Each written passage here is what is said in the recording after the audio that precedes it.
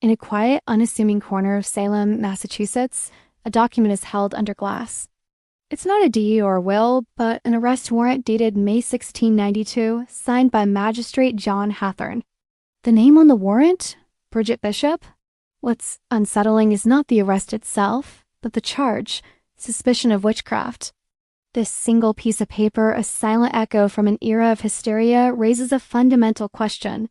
How did a community, founded on pious principles, devolve into a state where neighbors accused and executed each other based on spectral evidence and whispered accusations? Our investigation begins not with the sensational trials, but with the soil of the Puritan colonies in the late 17th century. We're examining the confluence of beliefs, politics, and environmental stress that laid the groundwork for the Salem Witch Trials. The core narrative is driven by one central question: what specific factors, verifiable through historical record, truly ignited and sustained the Salem witch hysteria? The first piece of evidence in our examination is a record of affliction.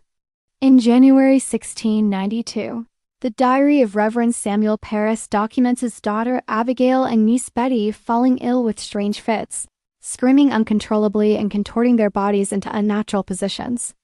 The local physician, Dr. William Griggs, was called. After failing to find any natural cause, he concluded the girls were under the influence of the evil hand, an early signpost pointing towards supernatural causation. This diagnosis wasn't an isolated event, it was a societal default. The records of the trials, as detailed in the Salem Witchcraft Papers, confirm that physical symptoms like this were the initial spark. What followed next forced a complete re-examination of the evidence. The accusers, a group of young women including Abigail Williams and Ann Putnam Jr., identified 3 women as their tormentors: Tituba, a Paris family slave; Sarah Good, a homeless beggar; and Sarah Osborne, a reclusive elderly woman. The first significant evidence block comes from Tituba's confession during her examination. Instead of denying the accusations, Tituba confessed, claiming to have seen a black dog and a tall, white-haired man who asked her to sign his book. She also described flying on a stick with Sarah Good and Sarah Osborne.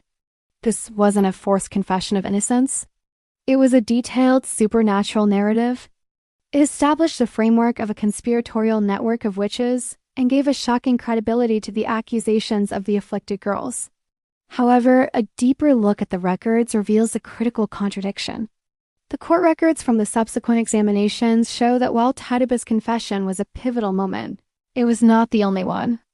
More than 100 people were accused in the months that followed, and the trials escalated far beyond the initial 3. A key piece of evidence, often overlooked, is a land dispute. A careful look at the genealogy and property records shows that many of the accusers and their families were embroiled in land disputes and long-standing feuds with the accused. For instance, the Putnam family, which had several key accusers, had a history of intense land and political conflicts with many of the accused and their families, including the Porters, a prominent family that was largely skeptical of the trials. This suggests that the hysteria wasn't just a religious phenomenon. It was fueled by pre-existing social and economic tensions. The most damning turning point in the trials was the legal acceptance of spectral evidence. This was testimony from the accusers that they were being tormented by the spirit or specter of the accused. The records from the court of Oyer and Terminer demonstrate that this evidence, which could not be independently verified, was allowed as admissible proof. For instance, in the trial of Rebecca Nurse, the afflicted girls testified that her specter was tormenting them in the courtroom, even as she stood visibly before them. This move was a fatal flaw, a legal loophole that made conviction inevitable and defense impossible. The official timeline collapses if we remove spectral evidence. Without it, nearly every conviction falls apart.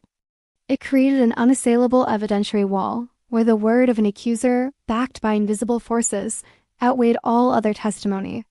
Based on this evidence, a plausible synthesis emerges.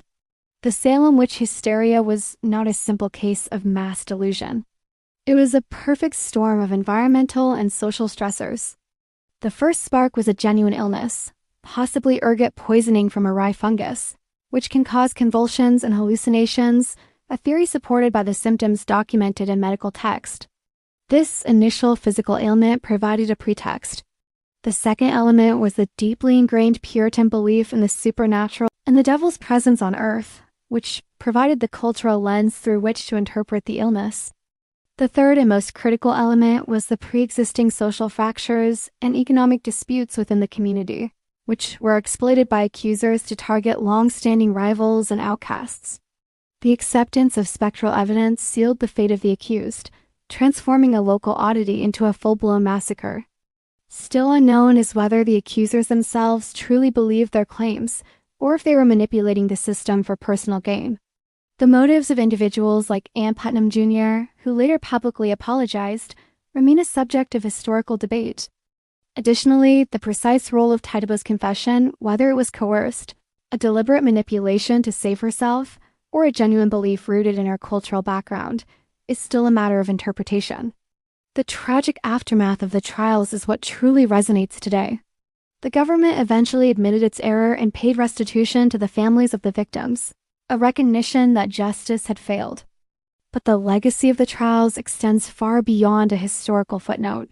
It serves as a stark reminder of the dangers of groupthink, the fragility of legal systems, and the catastrophic consequences when fear, rather than reason, dictates action. The witch hunts of Salem were not an anomaly. They were a blueprint for how societies can turn on their own, a lesson repeated throughout history from the Red Scare to more recent forms of political and social polarization. The investigation continues with one precise question that remains unsettled. What happened to the original transcripts of the grand jury testimonies that led to the initial indictments? The records we have are largely from the trials themselves, but the raw, unedited, and potentially more revealing initial testimonies remain a missing piece of the puzzle.